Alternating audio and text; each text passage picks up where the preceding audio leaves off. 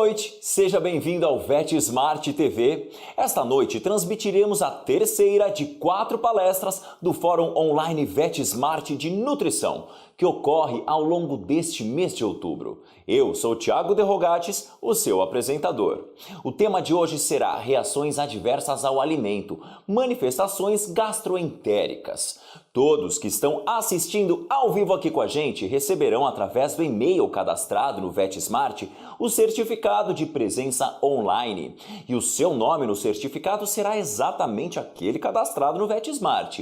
Então, se você deseja atualizá-lo, acesse a área de cadastro nas plataformas VetSmart e faça a sua alteração. A transmissão de hoje tem o patrocínio da Royal Canin. A precisão nutricional é parte do DNA da Royal Canin. Sua ciência e profundo conhecimento das reais necessidades nutricionais de cães e gatos gera produtos inovadores. A Royal Canin compartilha sua paixão, contribuindo com a saúde e bem-estar dos animais de estimação em todo o mundo. E como patrocinadora, a Royal Canin sorteará um kit de produtos. Para participar, basta se cadastrar e assistir aqui com a gente a transmissão de hoje.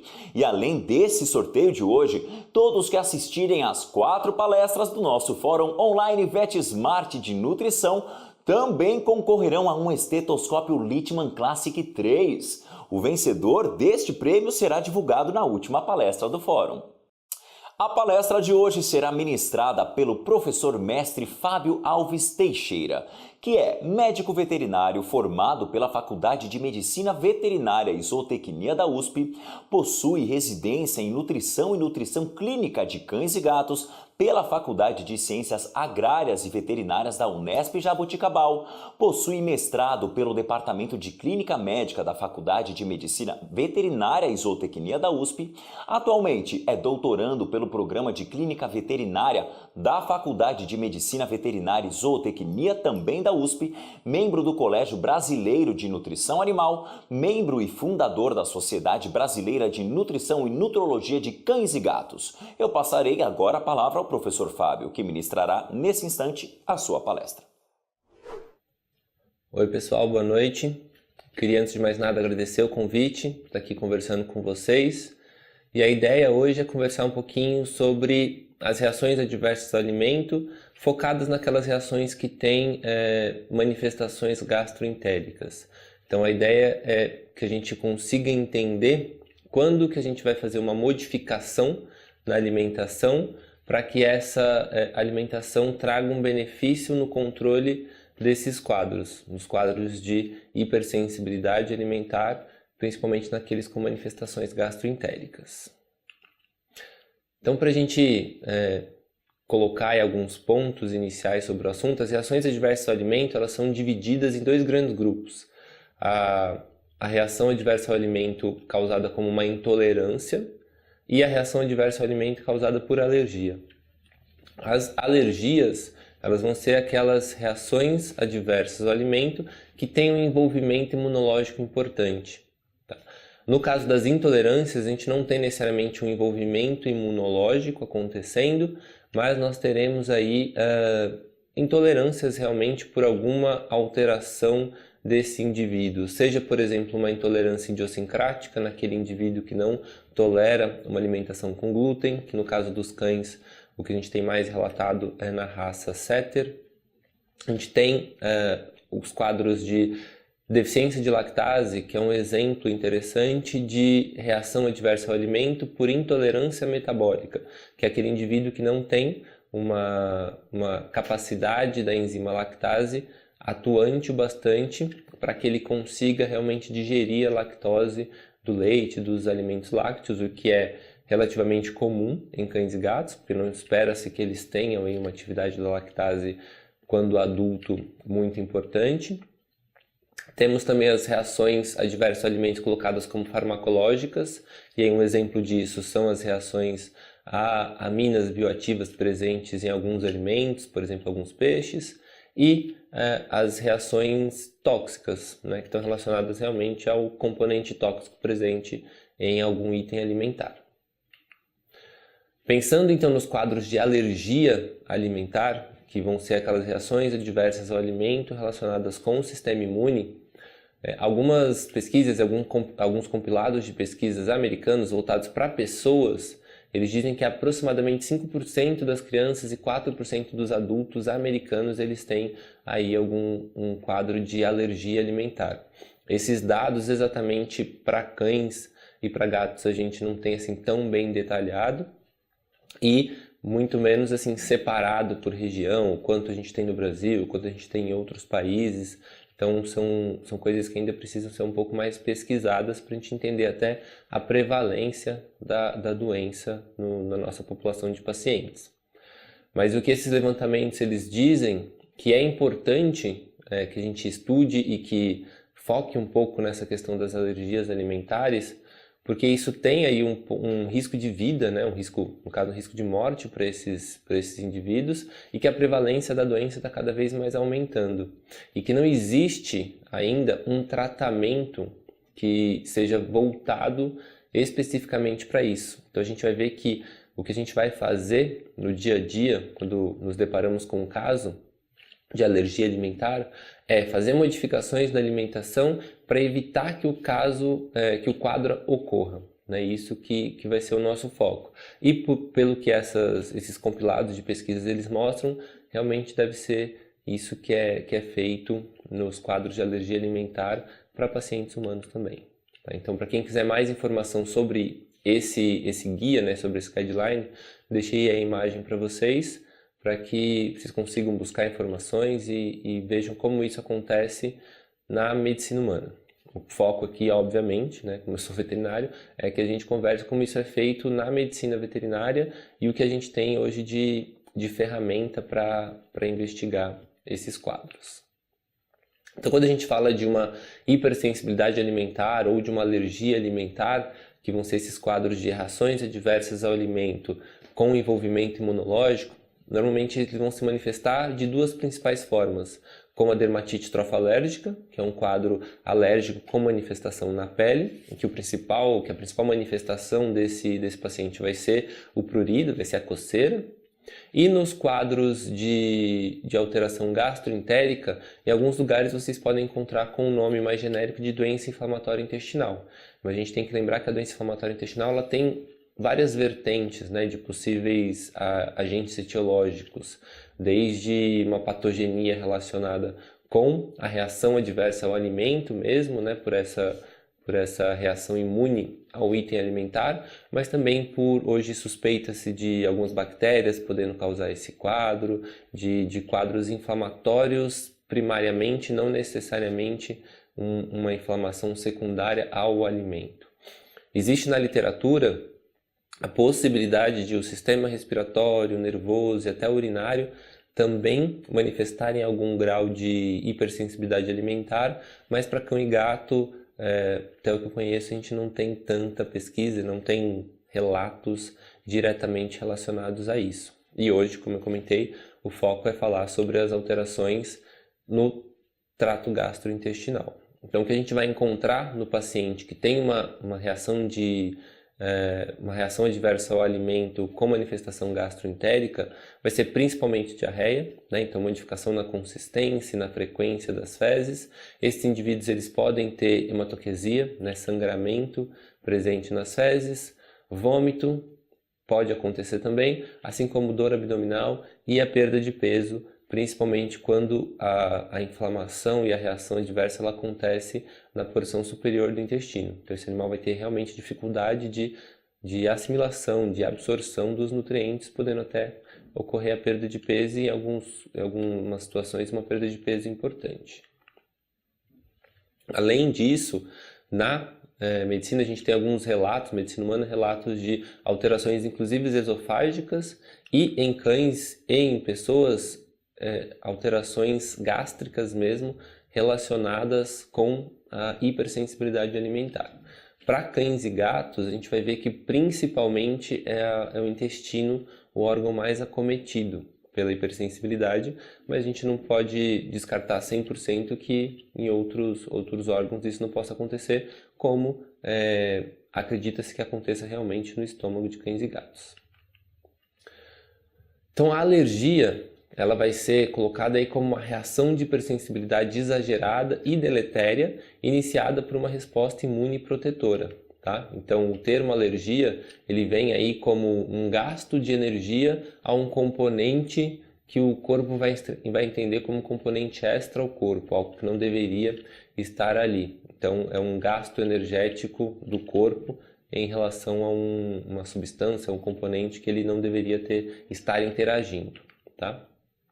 Existem vários mecanismos no intestino, no trato gastrointestinal como um todo, melhor dizendo, que ele serviria para impedir, esses mecanismos eles serviriam para impedir que componentes, por exemplo, da alimentação ou componentes bacterianos presentes ali no intestino, né, da microbiota, interagissem com o próprio organismo, com o sistema imune, evitando esse contato direto do sistema imune, propriamente dito, que vai causar esses quadros de alergia, com esses itens que deveriam estar no trato gastrointestinal. Então, por exemplo, algumas barreiras fisiológicas, como o próprio ácido gástrico, as enzimas presentes no trato gastrointestinal, o muco que é presente ali no intestino, tudo isso serviria para que os componentes alimentares não entrassem em contato com o sistema imune. Além disso, algumas barreiras imunológicas, mesmo no sistema imune,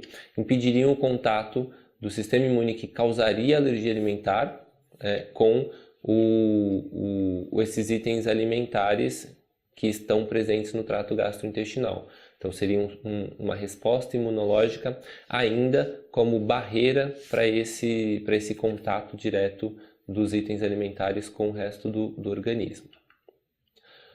O que a gente vai observar acontecendo é que essas barreiras, como vocês podem ver aí na figura, elas são colocadas desde as barreiras não imunológicas até as barreiras imunológicas, até inclusive a mucosa intestinal, fazendo essa interface de impedir que esses antígenos, né, como a gente pode entender esses itens alimentares aí nessa situação como antígeno, impedindo que isso entre em contato realmente e ultrapasse a barreira epitelial, ali, a mucosa intestinal, antes do contato, antes da digestão propriamente dita desses nutrientes.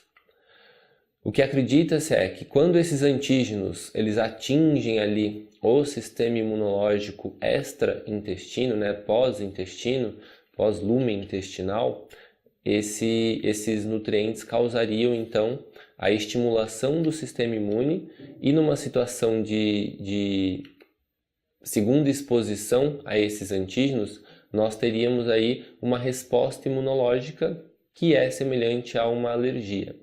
Não se sabe exatamente o porquê que essas falhas acontecem e que permitem com que o sistema imunológico alcance, né, enxergue e responda a esses antígenos alimentares, mas tem algumas teorias, né, de que algumas proteínas totalmente não digeridas entrassem em contato, ou que com a idade desses animais haveriam mudanças na permeabilidade intestinal, alguma alteração na microvilosidade, o uso de medicamentos imunossupressores, de drogas antiácidas, tudo isso poderia ser a causa da quebra desse mecanismo de tolerância oral que impede que os antígenos, de novo, entrem em contato com o sistema imune.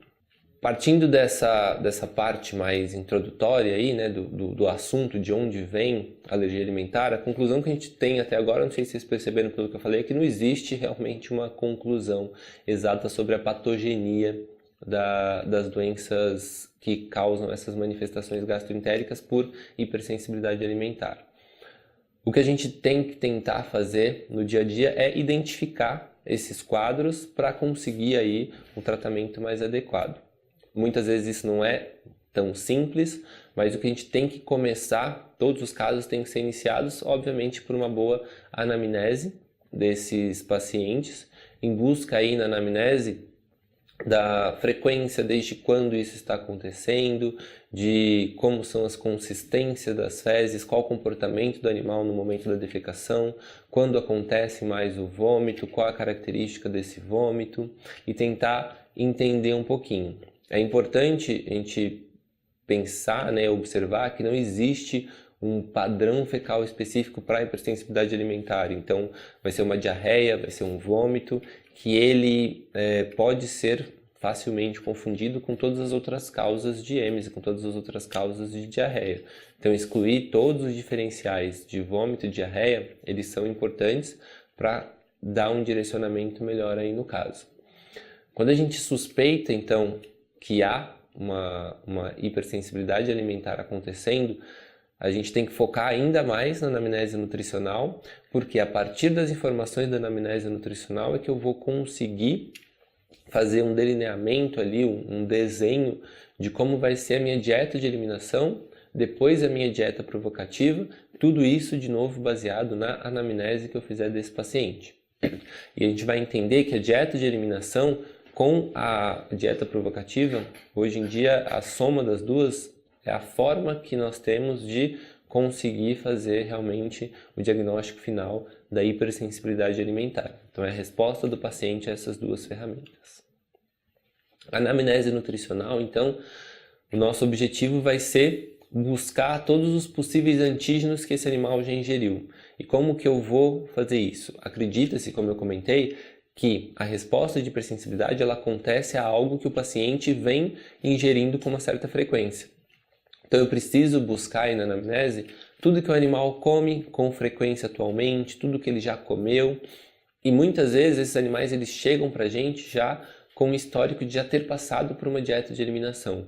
Mas a gente tem que entender se essa dieta de eliminação que foi feita realmente utilizou itens novos na alimentação e como foi o preparo desse alimento da dieta de eliminação, quais eram os produtos, se alimentos comerciais, quais os alimentos comerciais utilizados, se necessário observar o rótulo dos alimentos, ver se realmente eles podem ser considerados alimentos passíveis de serem utilizados numa dieta de eliminação.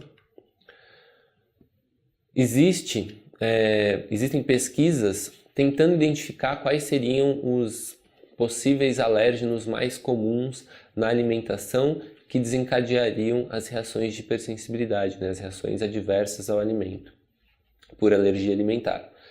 Nessa pesquisa aqui de 2006, foi feito um compilado de outras pesquisas e eles encontraram aqui que a carne bovina, os produtos lácteos, produtos derivados do trigo seriam os principais alérgenos. Mas, de novo, a gente tem que lembrar que qualquer item alimentar pode ser um alérgeno, porque vai ser considerado como alérgeno aquele que desencadeia a resposta de hipersensibilidade alimentar e, a princípio, teria que ser um alimento que esse animal vem ingerindo com certa frequência. Então, se nós observarmos aqui essa tabela, vocês vão ver que outros itens, como por exemplo peixe, como carne de coelho, eles foram considerados em algumas pesquisas como itens passíveis de causarem a hipersensibilidade, de estimularem essas manifestações nos pacientes. Nessa pesquisa brasileira foi realizada uma avaliação de possíveis alérgenos, nesse caso mais voltados para manifestações dermatológicas de hipersensibilidade, e eles encontraram que a carne bovina, que o arroz e a carne de frango poderiam ser os principais alérgenos aqui no Brasil, mas reforçando que a gente tem que lembrar que qualquer alimento pode causar, desde que seja algo que o animal ele vai ingerindo com certa frequência. Então eu comentei que nós temos aí que utilizar da ferramenta da dieta de eliminação como diagnóstico, da doença inflamatória intestinal por alergia alimentar ou hipersensibilidade alimentar, dependendo aí da referência que vocês forem utilizar, vocês vão encontrar com um nome mais específico. A dieta de eliminação ela pode seguir duas vertentes. Uma possibilidade é utilizar alimentação caseira para fazer o período de dieta de eliminação. Nós temos algumas ressalvas quanto a isso, eu vou comentar com vocês. E temos também a possibilidade de utilizar um alimento comercial considerado hipoalergênico. Vou explicar as duas possibilidades então. Na primeira possibilidade da dieta de eliminação baseada em alimento caseiro, se utilizaria principalmente de uma fonte de carboidrato e de uma fonte proteica, considerados ambos inéditos na alimentação desse paciente, por isso a importância de, na anamnese nutricional, eu buscar o que esse animal come diariamente com mais frequência, Então vamos supor que ele vem recebendo uma alimentação à base de carne de frango, ou à base de carne bovina, ou à base de peixe, à base de carne de cordeiro, enfim. Dependendo do que esse animal vem ingerindo naquele momento, ou que ele ingeriu com mais frequência ao longo da sua vida, nós vamos optar por ingredientes diferentes nessa fase da dieta de eliminação. Passadas as primeiras 4 semanas com o animal recebendo exclusivamente, quando eu digo exclusivamente, é que ele não esteja recebendo petiscos, é que ele não esteja recebendo componentes, por exemplo, não adianta a gente iniciar uma dieta de eliminação com o animal, por exemplo, à base de mandioca e peixe, se esse animal estiver recebendo um pedaço de frango diariamente para ingerir algum medicamento, ou que ele esteja recebendo um medicamento que tenha palatabilizantes importantes ali no medicamento. Então isso a gente tem que conseguir de alguma forma impedir que aconteça no dia a dia, principalmente nessa fase da dieta de eliminação, senão a gente não vai estar, senão nós não vamos estar realmente fazendo a dieta de eliminação, como o próprio nome diz, é eliminar o que o animal vem recebendo. Feitas essas primeiras 4 semanas, com 2 itens, nós passaremos então para a fase 2 da dieta de eliminação, que é o acréscimo de suplementações. Então nós temos que lembrar que sempre que o animal recebe alimentação caseira, ele tem que receber suplementação de vitamina e de mineral. Então ele vai ficar aí, por esse esquema da dieta de eliminação, 1 mês, 4 semanas recebendo exclusivamente uma fonte de carboidrato e uma fonte de proteína. Depois iniciam-se as suplementações de vitamina, de mineral, de ácidos graxos, para que o animal passe a ter uma alimentação completa. Nesse período, então, de aproximadamente 8 semanas, nós vamos avaliar se esse paciente teve uma melhora importante das manifestações gastroentéricas ou não. Tendo uma melhora importante, a gente vai decidir com o responsável pelo animal qual vai ser o nosso próximo passo. O próximo passo pode ser manter esse animal com a alimentação que ele está recebendo naquele momento, só que nós temos algumas ressalvas importantes quanto a manter o animal com alimentação caseira exclusivamente. Nós podemos passar esse animal para uma ração considerada hipoalergênica, para um alimento comercial hipoalergênico, ou fazer o que seria a próxima etapa no raciocínio diagnóstico, que é iniciar a dieta provocativa, passando esse animal para os alimentos que ele recebia anteriormente, ou fazendo uma dieta provocativa ingrediente por ingrediente. Eu vou explicar para vocês daqui a pouco o que é a dieta provocativa, mas só para antecipar. Dieta provocativa é aquele momento em que eu quero realmente avaliar se o animal agora bem, sem as manifestações, quando eu reintroduzo o que ele comia antes, ele passa a ter as manifestações. E é nesse momento que a gente então fecha o diagnóstico desses quadros. Então, como eu comentei, a gente pode fazer a dieta de eliminação com alimentação caseira ou já partir direto para o uso do alimento comercial hipoalergênico. Nessa possibilidade do uso do alimento comercial hipoalergênico, o raciocínio é o mesmo. Então a gente vai retirar tudo que esse animal recebia anteriormente, vamos escolher um alimento comercial hipoalergênico para indicar para esse paciente e ele vai receber esse alimento por no mínimo 4 semanas. O ponto interessante de já começar por essa etapa, já direto com o alimento comercial hipoalergênico, é que esse indivíduo não vai ficar nenhum período sem receber a suplementação de vitamina e mineral, porque ele já vai estar com o alimento completo e nós não corremos o risco de um indivíduo, um paciente, começar com a alimentação caseira e depois não aceitar mais o alimento comercial, o que pode acontecer. Tá? Então, partir direto para o alimento comercial hipoalergênico é uma opção. Então, o problema de se utilizar o alimento comercial hipoalergênico é que alguns indivíduos podem não responder adequadamente ao alimento comercial hipoalergênico e dependendo do grau de doença, dependendo de como ele estiver, talvez seja interessante começar realmente com o alimento caseiro e depois ir para o alimento comercial. Então a gente tem que fazer essa avaliação indivíduo a indivíduo. De qualquer forma, iniciando com o alimento comercial hipoalergênico, a gente tem que colocar como possibilidade que o animal passe pela dieta provocativa de qualquer forma. Com a dieta provocativa, a gente vai voltar para o alimento que ele comia anteriormente ou fazer item por item. Então, vamos supor que ele respondeu bem ao alimento comercial hipoalergênico e a gente quer avaliar se o frango é um fator alergênico para ele. Então, a gente vai começar a fornecer frango para esse animal por um período aí aproximadamente de 5 dias e observar se voltam as manifestações gastroentéricas ou não. Isso tem que ficar muito claro com o dono desse animal por que estamos fazendo isso, porque dependendo de como a pessoa encarar essa situação, ele pode não gostar de fazer isso, porque o animal vai estar submetido ao risco de voltar com todas aquelas manifestações gastroentéricas. E dependendo de como eram essas manifestações, pode ser realmente que nós optemos por não fazer a dieta provocativa, mas isso tem que ser muito bem conversado com o dono do animal, porque fazendo nesse momento a dieta provocativa, identificando quais são os alérgenos, no futuro a gente já consegue definir melhor qual vai ser a alimentação que esse animal vai receber para sempre, né? Quais vão ser os itens, na verdade, que a gente vai evitar que esse animal receba na alimentação, pensando até em qualidade de vida ou no futuro, quando houverem outras doenças acontecendo com esse paciente.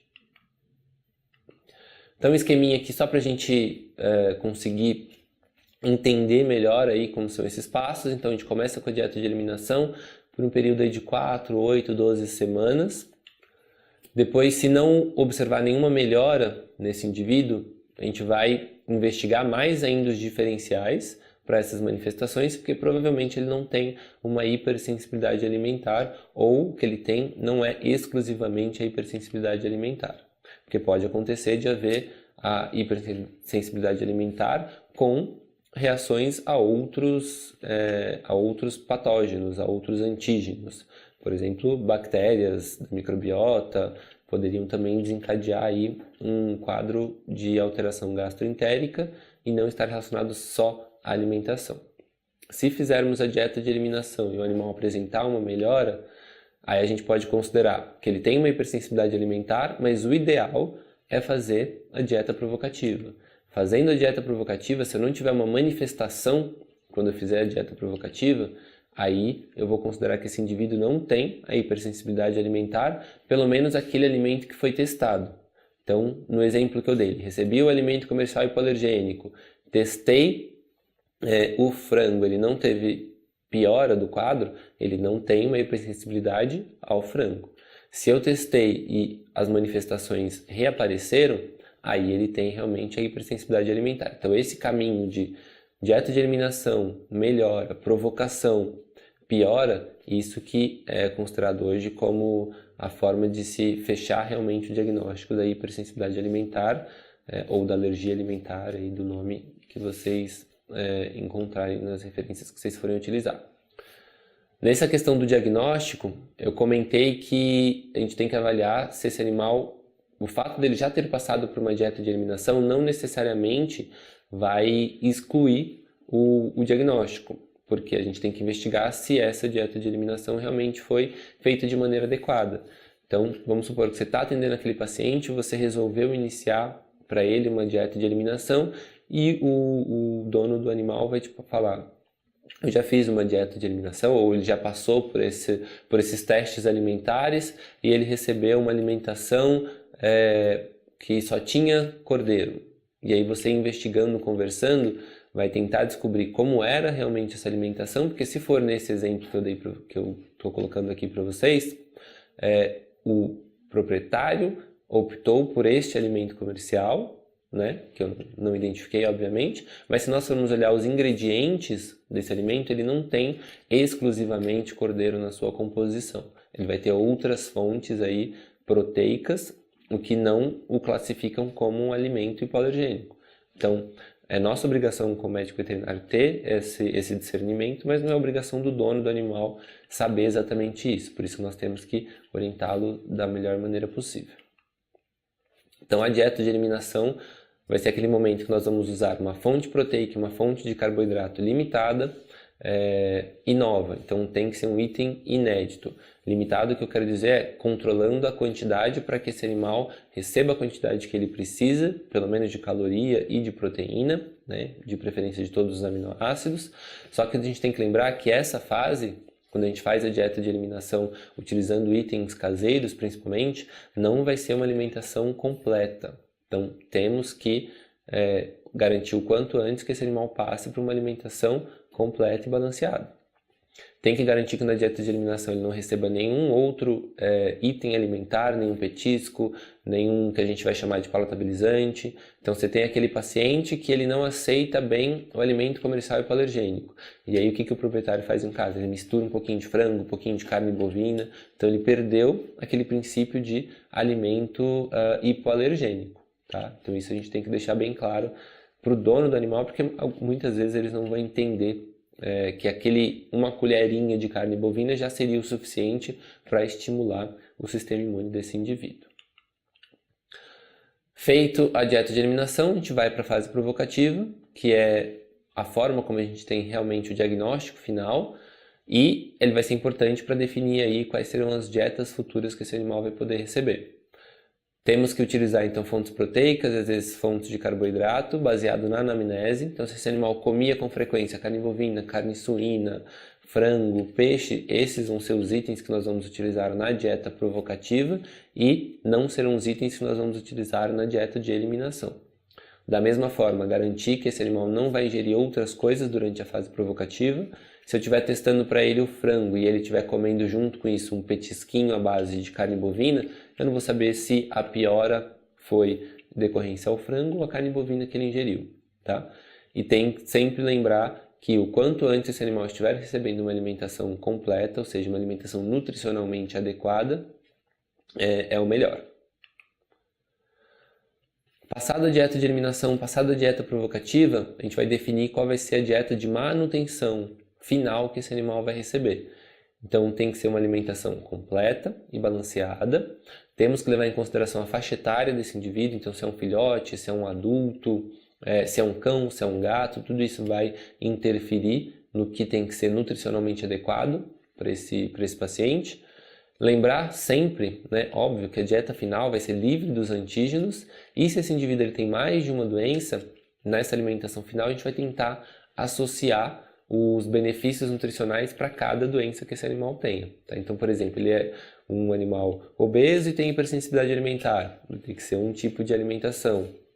Se ele tiver outras doenças, por exemplo, ele é um doente renal e tem hipersensibilidade, vai ser um outro perfil nutricional. E isso a gente vai ter que avaliar individualmente em cada caso, né? Não tem muito escapatório.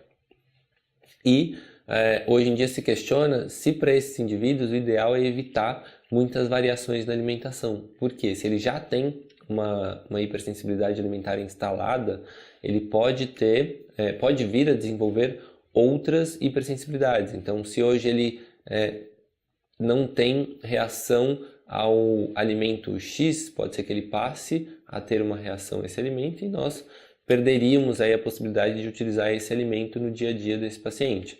Se ele ingere então 2, 3 alimentos, 3 ingredientes, fontes proteicas diferentes, ele vai poder desenvolver a hipersensibilidade a todas essas fontes proteicas. E eu ressalto bastante essa questão da fonte proteica, porque hoje acredita-se que as fontes proteicas são os principais antígenos nessa alimentação, os principais possíveis antígenos. Isso não quer dizer, obviamente, que a gente vai tirar a proteína desse animal, não é isso que eu estou falando. A gente vai ter que seguir com todas essas etapas de dieta de eliminação, dieta provocativa, para entender o que esse indivíduo pode ou não receber na sua alimentação, seja pensando em alimento comercial, seja pensando em alimentação caseira. Mas a gente tem que entender que toda vez que eu estou falando de alimentação ou de qualquer prescrição, a gente tem sempre ali o fator proprietário, tutor, pai desse animal, né, que hoje em dia eles são filhos, né, e isso a gente está fazendo uma prescrição não pro paciente, a gente faz a prescrição para que alguém consiga aplicar essa prescrição no indivíduo. Então nós temos hoje pesquisas brasileiras e pesquisas internacionais mostrando que as alimentações caseiras elas não são 100% seguidas pelos proprietários dos cães. Então, nesse início do tratamento, a gente pode observar que eles vão seguir, porque eles querem realmente identificar o problema, eles querem melhorar o paciente, mas talvez ao longo do tempo, então vamos supor, você atendeu aquele paciente, diagnosticou com hipersensibilidade alimentar, o paciente melhorou, ele já está numa dieta de manutenção, só que com o tempo, o dono ele pode ir mudando alguns itens na alimentação, ele pode deixar de acrescentar a suplementação e esse indivíduo desenvolver outros problemas não necessariamente relacionados com a hipersensibilidade.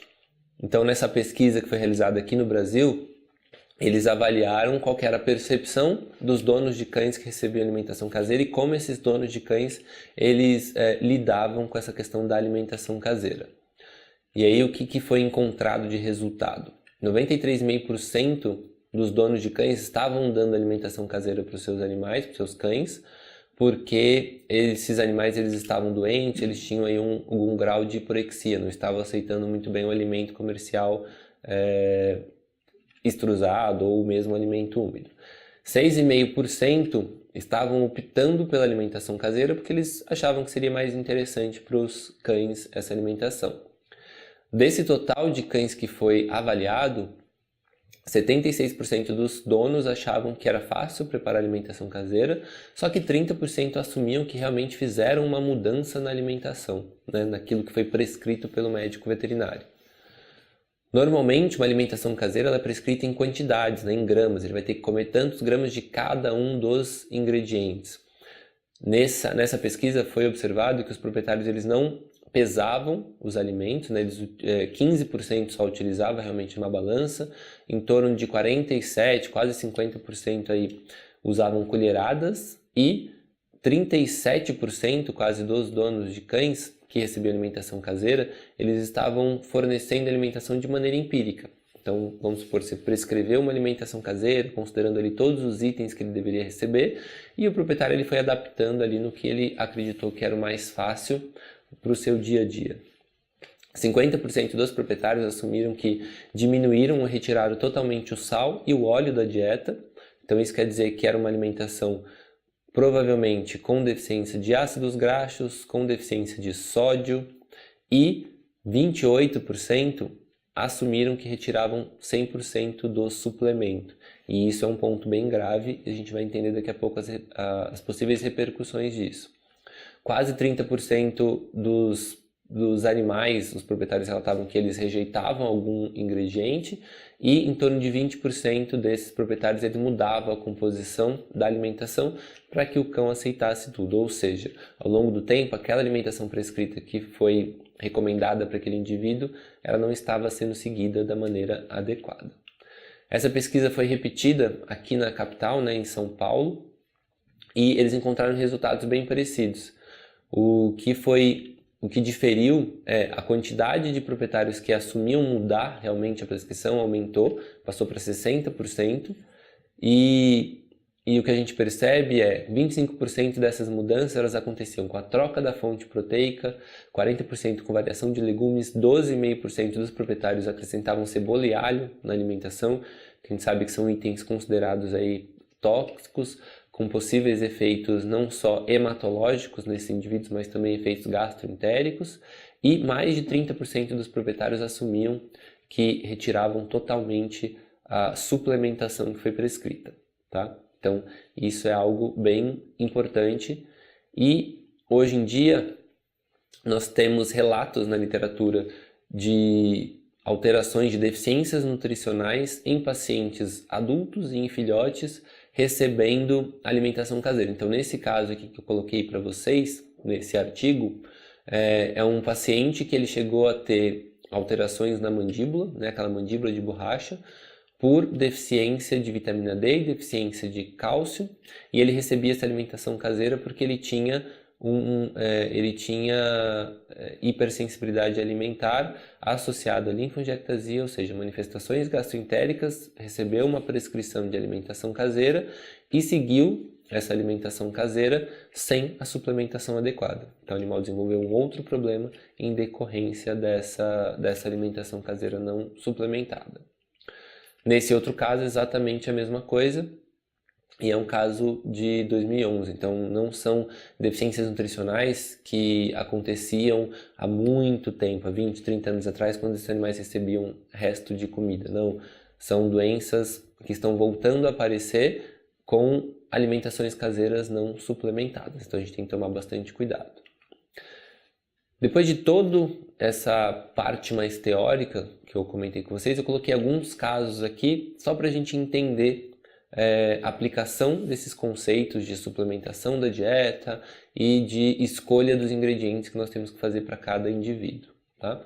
Então, nesse primeiro caso, é um caso um pouquinho mais rápido que eu quero mostrar para vocês a problemática de um caso de hipersensibilidade alimentar. Então, era um animal que ele recebia uma ração específica para Shih Tzu quando ele era filhote. Ele, com 1 ano de idade, ele começou a apresentar manifestações de hipersensibilidade alimentar. Manifestações, nesse caso, eram manifestações principalmente na pele, mas ele tinha aí episódios de alterações gastroentéricas também. E ele passou a receber uma alimentação caseira, porque o médico veterinário que atendeu ele naquele período acreditou que a alimentação caseira seria mais interessante. E é essa alimentação caseira que ele recebia. Carne bovina, arroz, alguns legumes, um pouquinho de óleo e um pouquinho de sal. Uma alimentação que realmente não é infrequente de nós nos depararmos com pacientes recebendo esse tipo de alimentação. Se nós observarmos aqui na radiografia que esse animal foi submetido depois de começar a reclamar um pouquinho de dor, né? Esse animal ele ficava choramingando em casa, ele começava a ter dificuldade de aprender o alimento, de mastigar. Foi feita uma radiografia e se vocês observarem aí nessa região que está a setinha, tem uma fratura na mandíbula, além de todo esse aspecto de dentes flutuantes, de ausência de mineralização de praticamente todos os ossos do crânio, da mandíbula, da maxila, né? Essa ausência de contraste entre tecido ósseo e tecido muscular. E numa outra projeção, mostrando exatamente a mesma coisa, essa ausência de calcificação, de mineralização óssea adequada.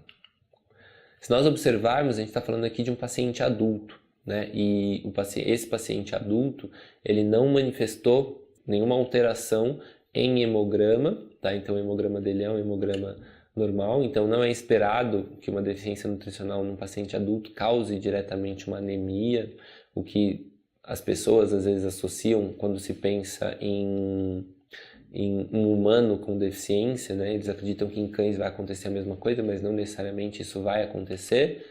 Quando a gente olha o leucograma desse indivíduo, a gente não percebe nenhuma alteração importante, a não ser um processo inflamatório inicial, que pode estar acontecendo aí até por essa fratura que ele teve na mandíbula. Quando a gente pensa na alimentação desse animal, era um animal aparentemente 100% saudável, comia bem, bebia água de maneira adequada, não tinha nenhuma alteração de peso, recebia aquela alimentação que eu mostrei para vocês. Era um animal que, se nós encontrássemos na rua, acreditaríamos que ele era normal, tá? Totalmente saudável.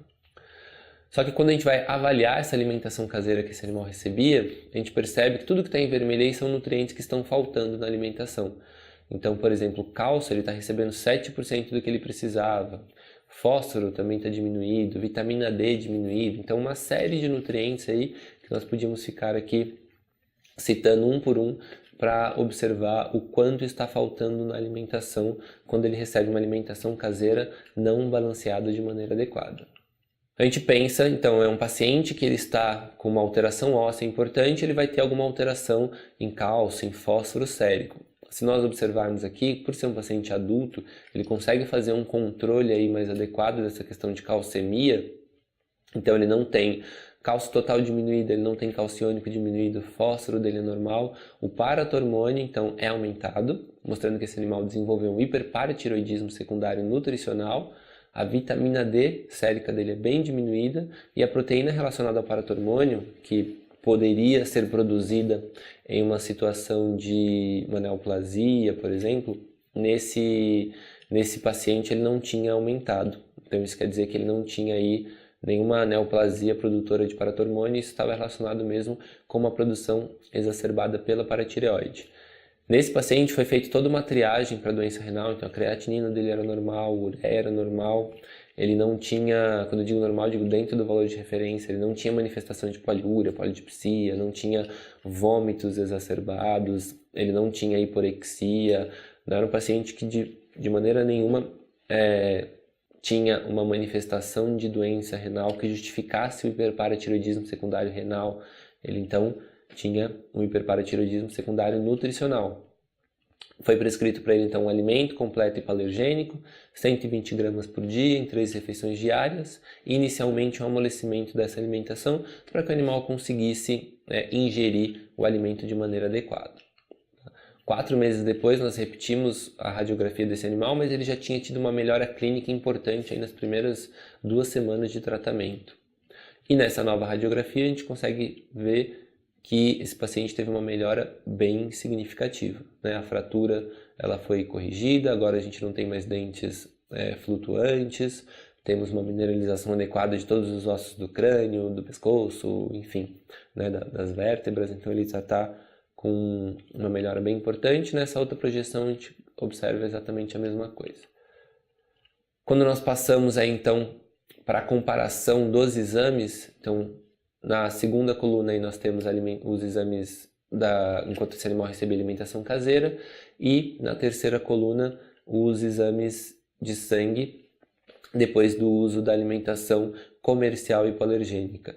E nós percebemos então que o cálcio e o fósforo mantiveram-se dentro dos valores de referência, ou seja, estavam adequados, e o paratormônio teve uma melhora bem significativa, uma diminuição importante, e a vitamina D um aumento bem importante também, tá? Mostrando uma melhora importante do paciente depois da mudança alimentar. E aí o antes e o depois aí só para ter uma comparação um pouco mais fácil da evolução desse caso. Então, nos casos de hipersensibilidade alimentar, vocês vão ver que muitas vezes nós vamos optar por começar o atendimento com alimentação caseira, mas temos que lembrar que é fundamental o uso da suplementação. Então, qual suplemento, a quantidade, o porquê nós vamos utilizar cada um dos suplementos, isso vai variar em cada caso, em cada situação, em cada manifestação. Pode ser necessário um tipo de suplemento diferente, mas quando eu falo em suplemento, estou falando em suplemento de vitamina e mineral, e muitas vezes de ácidos graxos, que são fundamentais que sejam feitos no período em que esse animal recebe uma alimentação caseira.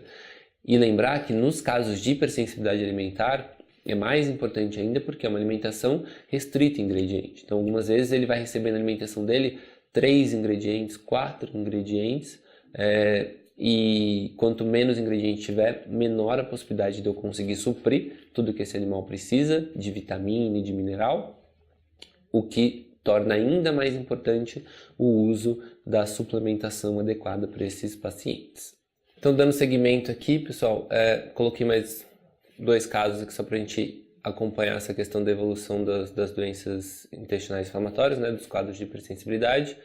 Nesse caso aqui, então, nós temos um Golden, um macho não castrado de 4 anos, que chegou para atendimento pesando 30 quilos, ele tinha um score de condição corporal 3 de 9, ou seja, era um paciente um pouco mais magro do que o ideal, mas ele tinha um score de massa muscular, que avalia o quanto de musculatura esse paciente tem, 3 de 3, ou seja, ele tinha uma musculatura adequada. Qual que era a queixa nesse momento que o animal chegou? Ele tinha dificuldade de ganho de peso, flatulência excessiva, desde filhote isso acontecia. Ele tinha uma defecação com fezes amolecidas, com score aí que variava de 1 a 2 na escala de 5 pontos, né? Então, na nutrição a gente gosta bastante de escala e de dar graduação para as coisas. Então, para as fezes 1 a 2, quer dizer que eram fezes que não tinham formato, fezes líquidas, não chegavam a ser diarreias, né? Diarreia seria a nota 0 na escala de 5 pontos, e nessa escala de 5 pontos, 5 são aquelas fezes muito secas, muito rígidas. Infelizmente eu não tenho foto exatamente das fezes desse paciente, mas eu tenho depois com a evolução do caso, tá? Então, no histórico dele, ele recebia a alimentação que ele estava recebendo naquele momento, ele recebia a mesma alimentação há 1 ano e meio, tinha uma ingestão energética aí um pouco mais alta até do que o normal, por um cão dessa faixa etária, desse porte, então ele recebia em torno de 137 quilocalorias por quilo de peso metabólico. Ele recebia, então, 360 gramas de um alimento comercial extrusado super premium indicado para cães adultos, já tinha recebido ao longo da vida um alimento específico para Golden Retriever e de petisco diariamente ele recebia um biscoito comercial canino, mais ou menos aí a cada 15 dias, tá? Então eram proprietários que seguiam bem à risca aí o que tinha sido recomendado anteriormente pelos veterinários. Não tinha queixa de nenhuma outra alteração, não tinha vômito, era um animal bastante ativo, um animal assim que não apresentava estar doente, não era apático, nada nesse sentido, mas tinham essas questões gastroentéricas acontecendo. Na palpação abdominal ele tinha dilatação, né, nas alças intestinais, tinha bastante conteúdo gasoso nas alças intestinais. Foi solicitado para ele então uma série de exames pensando inicialmente numa avaliação geral do paciente e já uma ultrassonografia abdominal. Enquanto os resultados do exame eles foram esperados, foi prescrito um aumento na quantidade do alimento que ele recebia naquele momento, apenas para acompanhar um possível ganho de peso desse indivíduo, mas era um animal que ele não comia com tanta voracidade como é esperado por um Golden. Tá? De resultado de exame, todos aqueles exames que foram solicitados, todos estavam sem alterações. A única alteração que ele tinha era um TLI, né, que é uma avaliação que normalmente nós solicitamos para avaliar como está a atividade pancreática desse animal, na suspeita de uma insuficiência pancreática exócrina, mas nesse caso ele estava aumentado, mostrando que o animal não tinha uma insuficiência pancreática exócrina. Ele não tinha tido ganho de peso, mesmo aumentando a quantidade calórica que ele recebia diariamente. E na ultrassonografia foi observado então o espessamento das paredes do intestino delgado com irregularidades no padrão de mucosas intestinais. Foi solicitado então uma endoscopia para esse indivíduo, para esse paciente. Na endoscopia foi encontrado então focos de moderado a marcante infiltrado inflamatório distribuídos de forma difusa, mais evidente aí principalmente na lâmina própria das vilosidades, acompanhado de áreas de discreta a moderada de emaciação. Então ele estava passando realmente por um processo de inflamação no intestino e o diagnóstico histopatológico então foi de uma enterite linfoplasmocitária difusa. Nesse caso, nós não optamos por entrar com medicamento, porque era um animal que estava apresentando manifestações um pouco mais brandas do quadro e tentamos fazer o período de dieta de eliminação usando diretamente um alimento comercial hipoalergênico sob essas quantidades, então 490 gramas do alimento hipoalergênico por dia. A evolução do quadro, a proprietária do animal relatou uma expressiva melhora na condição fecal, então essas são fezes reais do paciente, com uma coloração marrom escura. Antes eu não comentei, mas ela dizia que tinha uma coloração sempre diferente do que ela encontrava como fezes normais de outros cães, e a flatulência tinha diminuído bastante, passando a não ser uma flatulência que incomodasse tanto a família. Tá? Então, nessas fezes que a gente coloca essa como uma fezes 4 de 5, então fezes dentro do que seria o ideal. O animal em 18 dias teve um ganho de peso aí de 1,28% semanal e evoluiu do score de condição corporal 3, que era um score magro, né, um paciente magro, para uma condição adequada, que é o score 4 de 9. Ou seja, não é mais aquele cão que a gente consegue visualizar costelas, sentir as costelas facilmente, as proeminências ósseas não estavam mais tão evidentes. Então, um animal que teve uma evolução bem interessante. E o nosso último caso aqui, para encerrar nossa conversa de hoje, era uma fêmea, uma SRD castrada de 2 anos, que ela tinha como queixa principal hematoquesia. Tinha muito sangramento nas fezes e, como vocês podem observar aí nessa foto, era um sangue vivo mesmo. Tinha defecações que não tinham conteúdo fecal, praticamente era um sangue. Inicialmente isso foi resolvido, entre aspas, aí, com tratamento de suporte, principalmente à base de metronidazol, fluidoterapia e algumas vezes com medicamentos antieméticos para diminuir a náusea que ela tinha nesses períodos, mas a principal manifestação dela era hematoquesia e 2 meses depois dos primeiros episódios, eles não mais respondiam ao tratamento de suporte. Nesse caso, a proprietária não tinha tempo para iniciar uma dieta de eliminação, então nós iniciamos uma dieta de eliminação com alimento comercial hipoalergênico e em questão de 3 dias com a prescrição da dieta, a gente já teve uma melhora bem importante na qualidade fecal, né, no score de condição fecal, que passou para esse que vocês podem observar. Se vocês observarem, como eu comentei no começo, o ideal é que nós façamos uma dieta de eliminação seguida de uma dieta provocativa, para identificar realmente quais são os possíveis alérgenos, quais são os antígenos aí que são os causadores dessa hipersensibilidade. Nesses 2 casos que eu mostrei para vocês, no primeiro do Golden, nós ainda estamos fazendo a dieta de eliminação, ainda estamos fazendo para esse paciente a dieta provocativa, né? Tentando identificar quais são os possíveis componentes, itens alimentares que vão causar esse desconforto que o Golden tinha no caso anterior. Nesse caso, a proprietária optou por não fazer a dieta provocativa porque ela não gostaria que o animal tivesse de novo esses quadros de hematoquesia, né? Eu não gostaria que o animal tivesse sangramento nas fezes assim tão importantes. Só que a cachorra optou, ela mesma, por fazer a dieta provocativa. Então ela conseguiu roubar aí, algumas vezes na casa arroz com carne bovina e arroz com frango, e nos 2 episódios em que ela ingeriu essa alimentação, ela teve novamente um quadro de hematoquesia bem importante. E essa é uma das fotos que a proprietária me enviou. Então, mostrando que o animal realmente tinha essas alterações por uma provável hipersensibilidade alimentar. Não foi realizado por diversos fatores endoscopia nesse indivíduo, para realmente observar o padrão inflamatório e histológico que ela tinha, mas com essa dieta provocativa que a cachorra mesmo optou por fazer, nós conseguimos mostrar essa hematoquesia acontecendo, e quando voltou-se para alimentação comercial hipoalergênica, ela teve uma melhora importante novamente nas 2 situações. Como considerações finais aqui, a gente tem que lembrar que as reações adversas ao alimento elas têm que ser consideradas nos diagnósticos diferenciais de manifestações gastroentéricas. Então, nos quadros de diarreia, principalmente em indivíduos mais jovens, é onde a gente mais vai encontrar isso acontecendo, mas isso não quer dizer que os mais velhos não possam ter. A gente, por outro lado, não pode esquecer de diferenciar, né? Então, a gente tem que investigar se esses quadros de diarreia, se esses quadros de vômitos não são por outras doenças, né? Então, diversas doenças causam o vômito, não só aquelas relacionadas ao trato gastrointestinal, assim como diversas doenças causam também diarreia, e como eu comentei, não existe um padrão fecal ali muito bem estabelecido.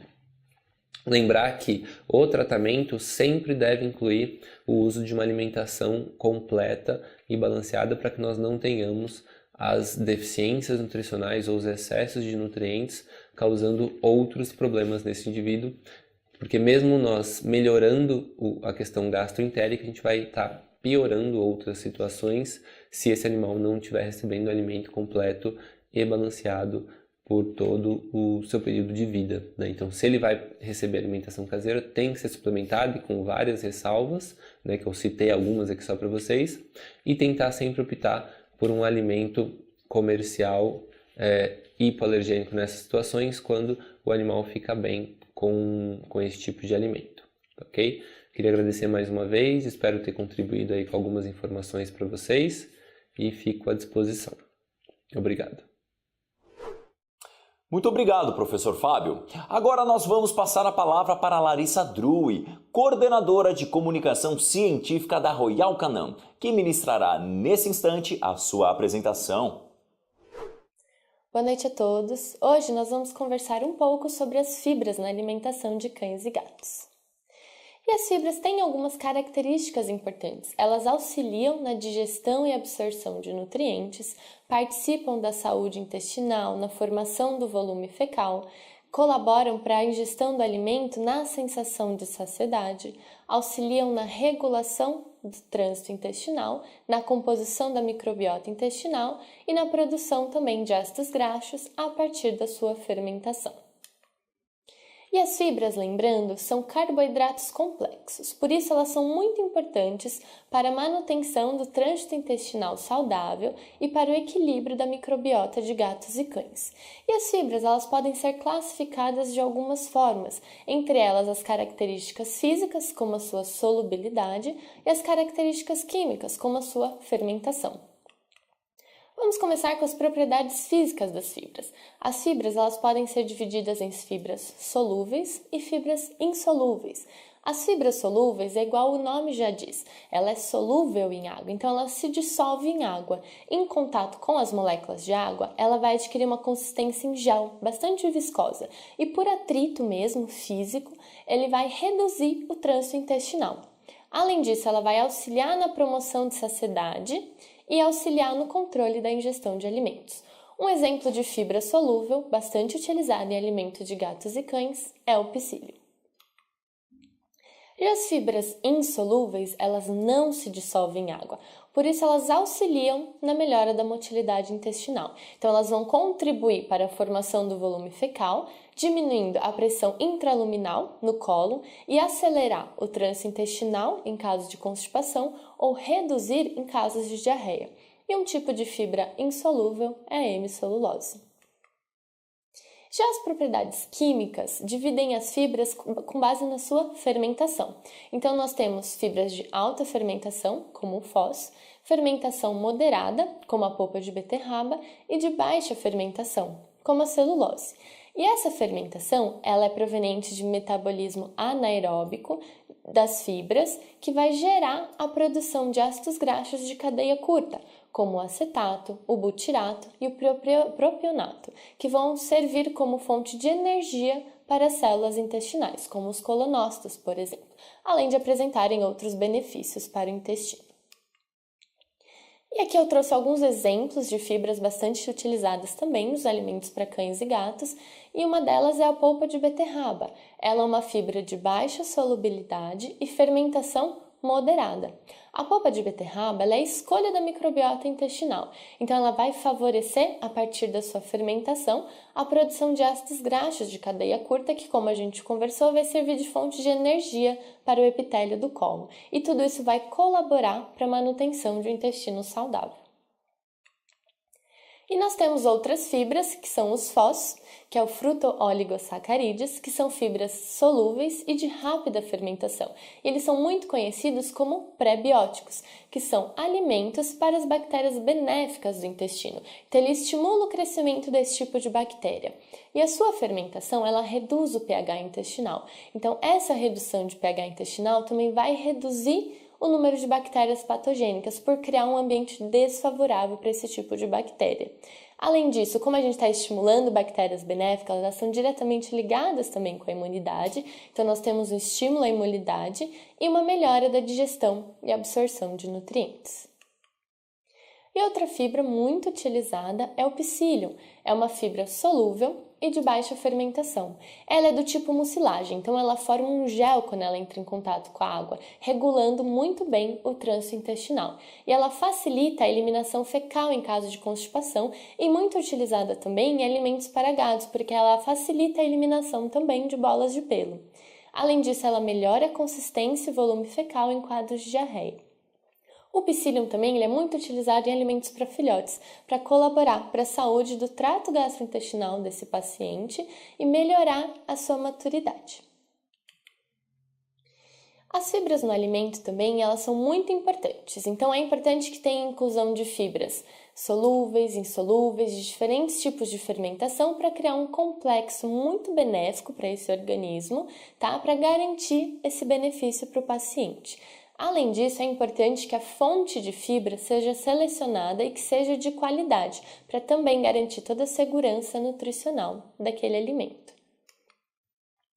E aqui, dentre diversos alimentos que existem fibras e são muito preocupados na sua composição, eu trouxe para vocês uma linha que também colabora muito para a parte intestinal do paciente, que é a linha gastrointestinal. Então, nós temos a Junior Canine, a Adulto, a Moderate Calories, a Low Fat e, por último, a Fiber Response, que é uma linha que tem um maior teor de fibras, como vocês conseguem ver na imagem. E é dela que nós vamos conversar um pouquinho.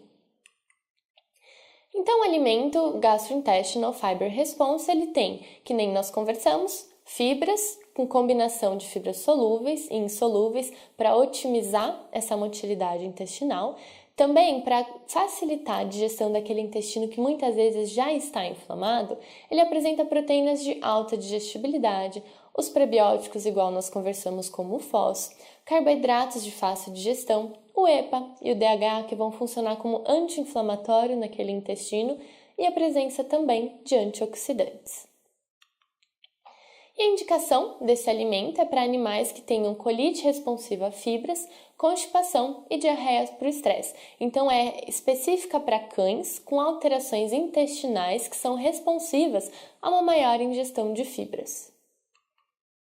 Só que lembrando que sempre, seja a escolha do alimento, como a quantidade e o modo de fornecimento, sempre deve passar primeiro pela recomendação do médico veterinário, que vai escolher o melhor alimento com base nas necessidades específicas daquele paciente.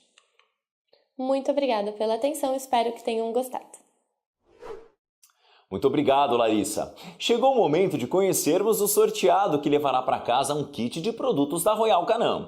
Lembrando que só participa do sorteio quem se cadastrou e quem acompanhou a nossa transmissão ao vivo aqui com a gente. E o sorteado ou sorteada vai aparecer agora na tela para você.